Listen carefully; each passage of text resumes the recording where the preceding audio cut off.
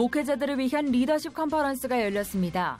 목회자 리더십의 핵심 등 한국교회가 직면한 과제가 논의됐습니다. 잇따른 테러와 난민 유입으로 어려움을 겪고 있는 유럽연합이 난민 분담 수용을 거부한 폴란드와 헝가리, 체코 등 국가를 압박하고 나섰습니다. 유럽연합은 난민 수용 의무를 다하지 않은 국가에 거액의 벌금을 매긴다는 입장입니다. 원비어 사망 이후 북한 인권 문제와 억류 인사 송환 요구에 대한 목소리가 높습니다. 오늘 이슈를 보는 장에서는 735일 동안 북한에 억류됐다 석방된 케네스 배 선교사와 함께 북한 인권 실태와 향후 대북 관계를 전망해 봅니다.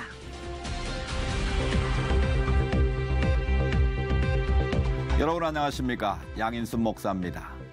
북한의 태권도 시범단이 10년 만에 한국을 찾았습니다. 2017 세계 태권도 선수권대회 참가를 위한 것인데요. 북한을 둘러싼 긴장관계가 좀처럼 풀리지 않고 있는 가운데 남북이 만나는 장이 마련된 거라 매우 큰 의미로 다가옵니다. 기대하기는 이를 계기로 남북관계의 진전도 있길 바라는데요. 의미 있는 해법이 찾아질 수 있도록 각 방면의 다양한 노력이 진행되어야겠습니다. 첫 순서로 교계 뉴스부터 전해드립니다. 다음 세대 한국교회를 이끌어갈 목회자 리더십의 핵심은 무엇일까요? 역시나 그 해답은 성경에 있다는 목소리가 나왔습니다. 김효정 기자가 전합니다. 지난해 한국교회 탐구센터 등이 실시한 설문조사에서 현재 출석하는 교회에 대한 만족도에 가장 큰 영향을 미치는 요인으로 응답자의 약 63%가 담임 목사를 선택했습니다. 이처럼 교회 안팎에서 목회자 리더십에 대한 중요성은 점차 강조되고 있음에도 일부 목회자의 일탈을 담은 사건, 사고 등이 집중적으로 보도되며 한국교회 전반을 이끌어갈 리더십에 대한 우려도 커지고 있는 실정입니다. 다음 세대를 이끌어갈 목회자 리더십에 대한 해법은 어디에 있을까? 지구촌교회 진재혁 담임 목사는 예수님, 요셉과 같이 성경적이고 십자가 정신에 근거한 리더십을 가져야 한다고 강조했습니다. 특히 예수님의 리더십은 영적 파워에 근거한 것이었다며 이를 위해 경건한 삶, 사역의 열매, 하나님께서 주신 비전을 중요시할 것을 조언했습니다. 그런데 예수님께서는 채찍을 사용하지 아니하셨습니다. 당근을 사용하지 않았습니다. 예수님이 사용하신 파워, 바로 영적인 파워를 이야기합니다. 지구촌교회 이동원 원로 목사도 목회자의 리더십을 세우는 데 가장 중요한 설교의 비법 역시 성경 속에 있음을 강조했습니다. 영혼의 구원, 영혼의 성수, 하나님 나라의 실현, 성경적 목표에 충실한 설교. 자, 이런 설교하게 되면 어떤 일이 벌어질까? 저는 세상이 변한다고 생각해요. 마틴 루터의 종교개혁 500주년을 맞은 2017년 한국교회가 직면한 가장 큰 과제 중 하나인 목회자 리더십 구현의 수단으로 다시금 성경이 강조되고 있습니다. C채널 뉴스 김효정입니다. 비즈니스 선교에 대해 적극적인 메시지를 전해온 IBA가 제11회 컨퍼런스를 열고 복음을 위해 기업들이 낮아져야 한다고 강조했습니다. 김보림 기자가 전합니다. 예수님이 나사렛의 예수여 고사리와 각종 버섯을 채취하고 건조해 유통 판매하는 선교적 기업 긱섬 등 비즈니스 선교를 실천하고 있는 대표들은 복음이 없는 땅과 민족 곁으로 나아가는 낮아짐을 강조했습니다. 원주민과 눈높이를 맞추기 위해서는 내가 내려가야 한다는 것을 알게 되었습니다. 낮은 곳으로 행하기 위해서는 내가 낮아져야 합니다. 제가 프린스턴 신학대 이사직을 지난해 내려놓은 이유 중에 하나는 내가 너무 높은 곳에 앉아있다는 사실이었습니다. 비즈니스 선교사들은 낮아진 그곳에서 인간으로서의 기본적인 삶을 살아가지 못하는 이들에게 비즈니스 선교로 그들의 경제적 회복과 함께 주 안에서의 회복이야말로 복음의 구현이라고 덧붙였습니다.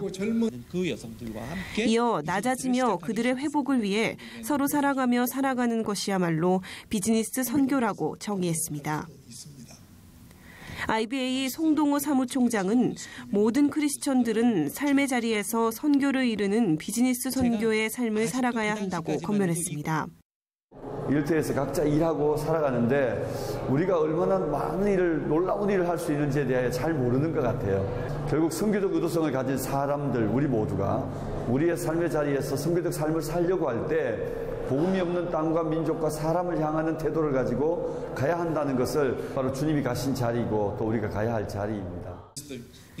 비즈니스 속 선교적 가치를 실현하며 나의 직업과 전문성에서 선교적 삶을 살 수 있도록 더욱 낮은 곳을 향해 나아갈 때입니다. C채널 뉴스 김보림입니다. 이어서 그 밖의 교계 소식 전해드립니다. 2017 성령 한국 청년대회가 오늘 8월 19일 서울 잠실 실내체육관에서 개최됩니다. 기독교 대한감리회가 주최하는 성령 한국 청년대회는 2만여 명의 기독 청년들이 한자리에 모여 말씀을 듣고 기도하는 집회로 2015년부터 2년에 한 번씩 개최되고 있습니다. 이번 대회에는 지구촌교회 진재영 목사와 신촌장로교회 조동천 목사, 배다니교회 곽주한 목사, 광림교회 김정성 목사 등이 설교하며 크리스천 가수들이 특별 게스트로 참여할 예정입니다. 청년대회 상임대회장 기독교 대한감리회 전명구 감독회장은 이번 대회의 주제는 더 스피릿으로 어려운 현실을 살아가는 청년들에게 참된 자유와 기쁨을 주는 성령이 임재하게 될 것이라고 말했습니다. 6.25 상기 기독장병 구국성회가 오산리 금식기도원에서 열렸습니다.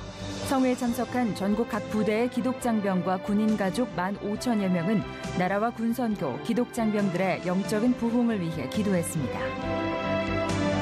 한국기독교 전도협회가 설립 40주년을 맞아 기념 감사 예배를 드리고 복음전도 사역에 더욱 힘쓰기로 다짐했습니다. 전도협회 회장 최일호 목사는 기념사에서 지난 40년간 복음 전도에 외길을 걸어올 수 있었던 것은 하나님의 특별한 간섭의 역사가 있었기 때문이라고 밝혔습니다.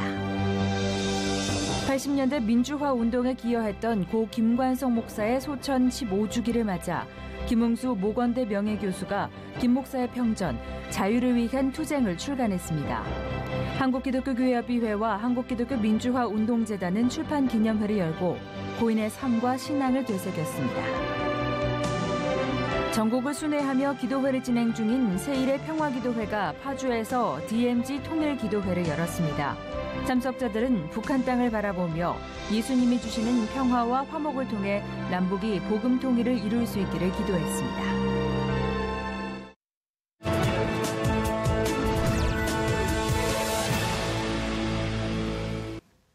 이번에는 나라 밖 소식입니다. 테러 위협과 재난 속에 전 세계가 극심한 스트레스를 겪고 있습니다. 이런 때 무엇보다 필요한 것이 기도인데요. 최근 여러 어려움을 겪었던 영국에서 기도의 중요성을 강조했습니다. 영국에서 전해온 소식입니다. Over the past year, Richard Gamble has been working with a team of experts to fulfill a God-given vision to build a wall of answered prayer by the side of a freeway.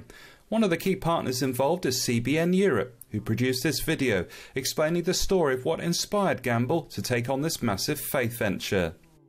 This vision was like no other. The wall would be a piece of architecture that would become a national icon, demonstrating to the world that Jesus answers prayer.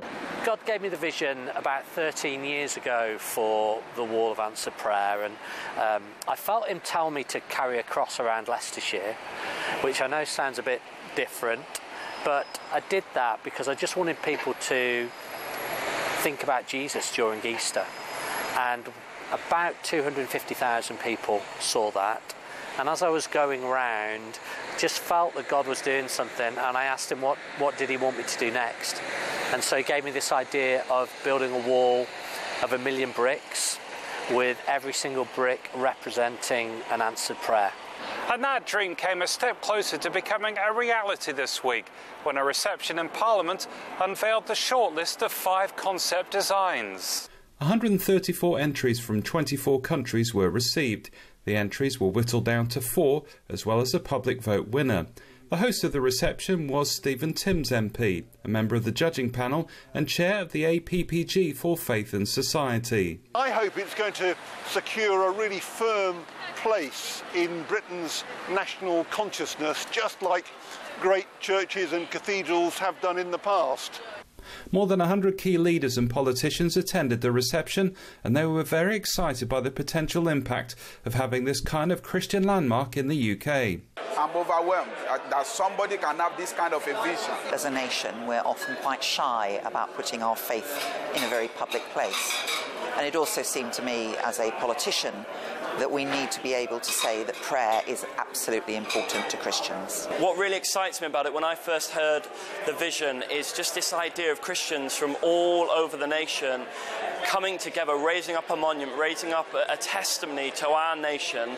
So what impact does Gamble hope this wall will have on future generations in this country? We're talking about something that's going to last for 100, maybe 200 years. You start to think of millions and millions of people who'll be impacted.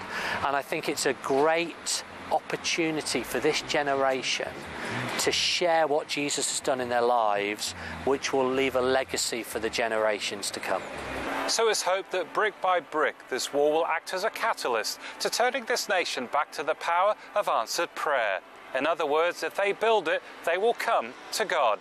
Peter Wooding, CBN News, London, England. 다음 소식입니다. EU가 난민 수용을 거부한 국가들에 대해 벌금을 물릴 것이라고 밝혔습니다.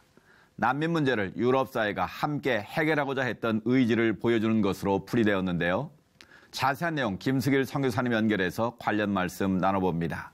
선교사님 안녕하십니까? 네, 김수길 선교사입니다.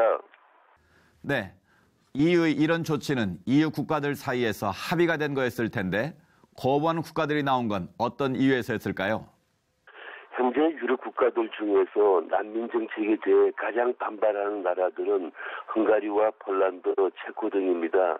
이들 나라는 처음부터, 그러니까 지난 2년 전부터 난민들이 유럽에 나타났을 때에 아예 난민들이라는 이름을 거부했던 나라들입니다.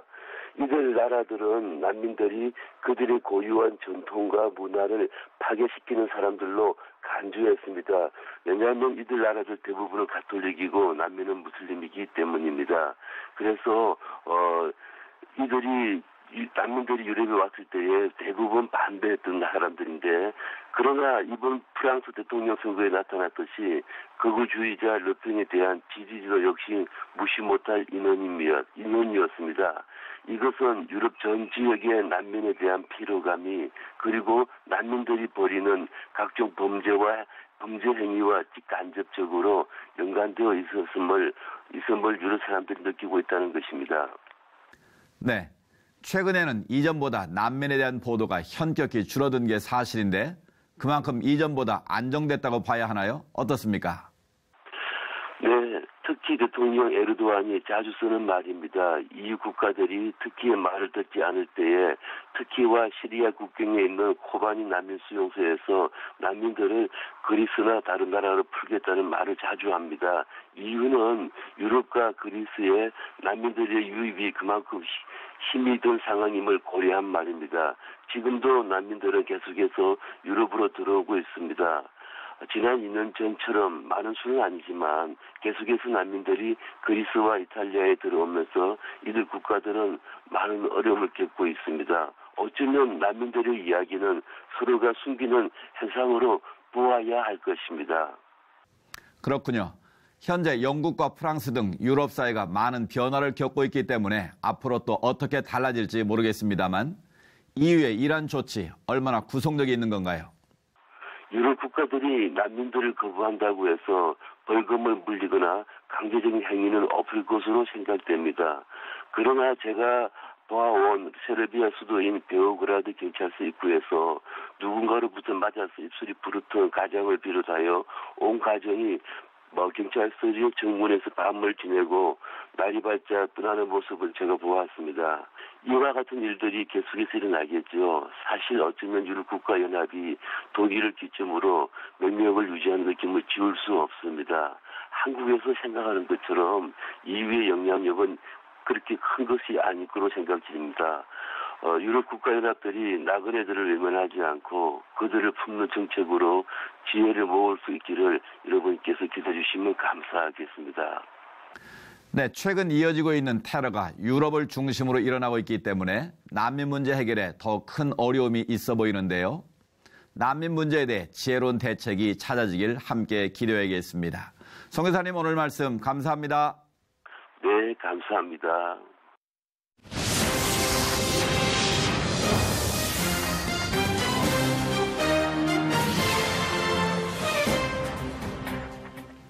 북한에 억류됐던 미국인 대학생이 사망하면서 북미 관계 그리고 대북 관계도 전망하기 힘든 상황이 됐습니다. 오늘 이슈를 보는 창에서는 북한에 억류됐다가 735일 만에 석방돼 현재는 서빙 라이프라는 단체에서 북한 인권 회복 사역을 펼치는 케네스 배 대표님 모시고 말씀 나눠보겠습니다.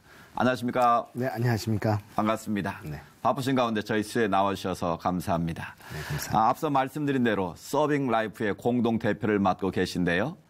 이 단체가 어떤 단체인지 그리고 어떤 계기로 시작하시게 됐는지 궁금합니다. 네, 서빙 라이프는 2006년도에 서승원 목사님이 시작하신 단체이고요. 특별히 이제 북한에 계신 분들의 인권을 위한서 시작되었습니다. 그래서 탈북민들을 돕고 있는 단체인데요. 그들을 구출하고 지원 정착하고 또 이곳에 와서 회복하는 여정들을 돕기 위해서 지금 여러 가지 노력들을 하고 있습니다. 네. 제가 지난 3월 달에 공동대표로 취임하게 되었고요. 제가 그곳에 갔다 와서 느꼈던 것들을 잘 반영해서 저희가 지금 현재 니에미아 기도회라고 해서 북한과 통일을 위한 그런 기도회도 지금 진행 중에 있습니다. 네. 네. 원비어 씨 사망 이후에 성명서를 지난주에 발표하셨는데요. 약 2년 동안 북한에 억류되셨었기 때문에 좀 남다르셨을 것 같습니다. 어떠셨습니까? 네, 제가 정말 이런 비보를 접하고 굉장히 마음이 아팠었습니다. 21살이라는 청년이 그곳에 갔다가 이런 15년형을 받고 억류돼 있다가 제가 듣기로 지난 3월부터 코마 상태에 있다가 이제서야 풀려났고 또 곧이어 사망했던 소식에 정말 가슴이 아프고 이런 일은 일어나서는 안 됐었을 일이고 그 누구도 이런 대접을 받을 필요는 없다고 저는 생각하게 되었죠. 네. 대표님은 억류된 지 2년 만에 풀려나지 않으셨습니까? 작년 이맘때쯤 책도 출판하신 걸로 알고 있는데요. 원비어 씨와 마찬가지로 노동교화형 15년을 선고받지 않으셨습니까? 어떤 재판 절차를 통해서 형을 받고 또 그게 구체적으로 어떤 죄목인지 설명해 주시죠. 제가 2012년 11월 달에 억류가 되어서 2013년 5월 달에 재판을 받게 되었고요. 네. 정식 기소가 된 제목은 국가전복 음모죄에 해당이 됩니다. 예. 예, 그래서 15년형을 받게 되었는데 재판 과정을 가기 전에까지 거기서는 예심이라고 그래서 약 5개월 동안 사전 심리 절차를 거칩니다. 검찰 조사를 거치고 그리고 이제 재판을 받게 되었는데 재판은 딱 한 번에 이루어졌고요. 90분 동안 재판이 진행이 되었었습니다. 변호사도 있습니까? 변호사는 저한테 선임을 할 수 있다고 얘기를 했습니다만은 제가 변호사를 만나보고 그걸 결정하게 해달라고 했더니 그것은 받아들여지지 않았습니다. 그래서 재판 당일날 재판장에서 변호사를 볼 수 있을 것이다 이렇게 얘기를 해서 좀 그러면 제가 변호사는 사용하겠습니다 이렇게 얘기를 했죠. 네, 그렇군요. 사실 미국 국적을 가진 사람들은 외교적 관계를 생각할 때 심하게 다루지 않는다라는 것으로 알려져 있는데요. 좀 원비어 씨 같은 경우는 이례적이다라는 평이 나오고 있는데 그 가혹행위 가능성을 제시하고 있는데 어떻게 보십니까? 제가 억류돼 있은 당시에는 특별하게 가혹행위나 고문 등은 이루어지지 않았었습니다. 예. 하지만 그 전에 억류돼 있었던 분들의 증언을 이해하면은 그런 것도 가능하다는 것을 제가 지금 볼 수 있습니다. 그래서 이번 원비어 씨의 사건을 통해서 정말로 가혹행위가 있었는지는 알 수 없지만은 극심한 공포와 불안감에 쌓여 있을 거라고 저는 생각하고요. 네. 어떠한 공황 장애나 이런 외상 같은 특별한 무슨 그런 걸 통해서 이런 환경에 처해져 있지는 않았나 이런 생각을 하게 됩니다. 네. 북한 억류된 인사들에 대해서 이 정치적 방법이 아닌 외교적인 방법으로 석방될 수 있는 여지는 전혀 없는 건가요?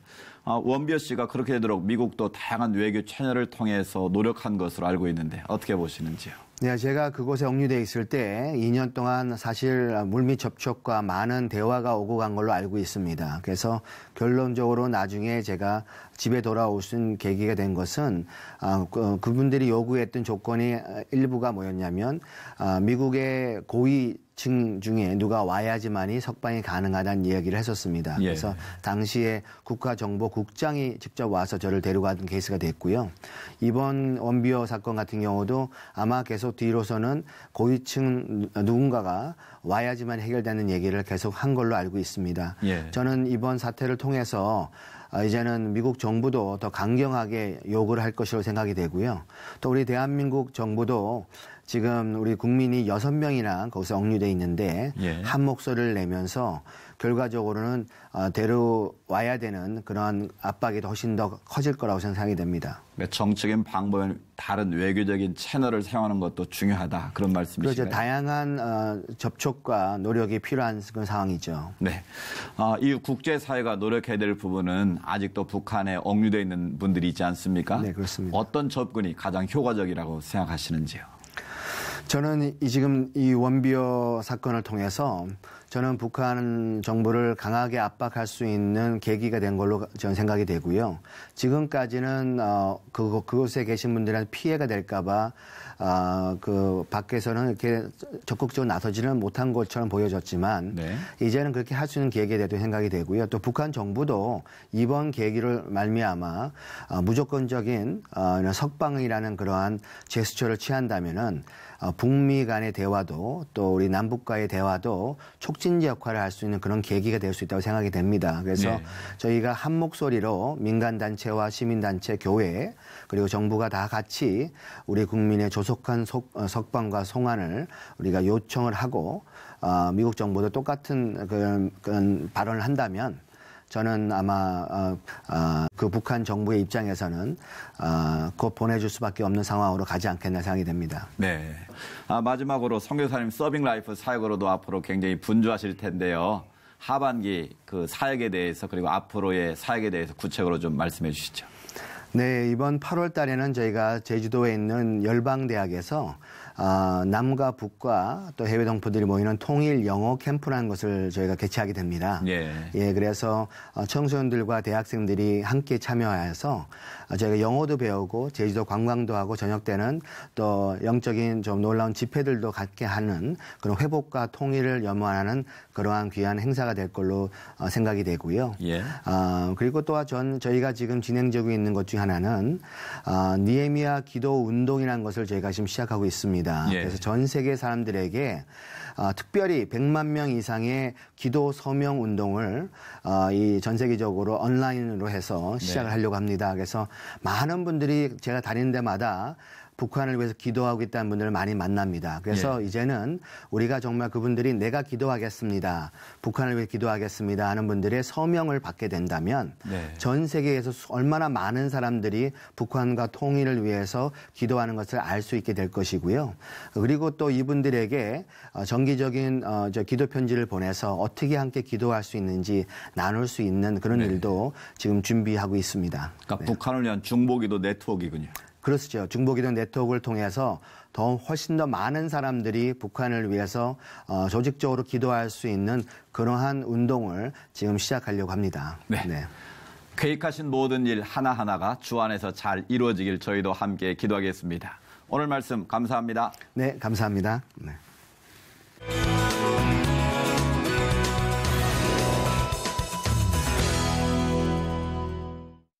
중국 스촨성 산사태로 많은 인명피해가 있었습니다.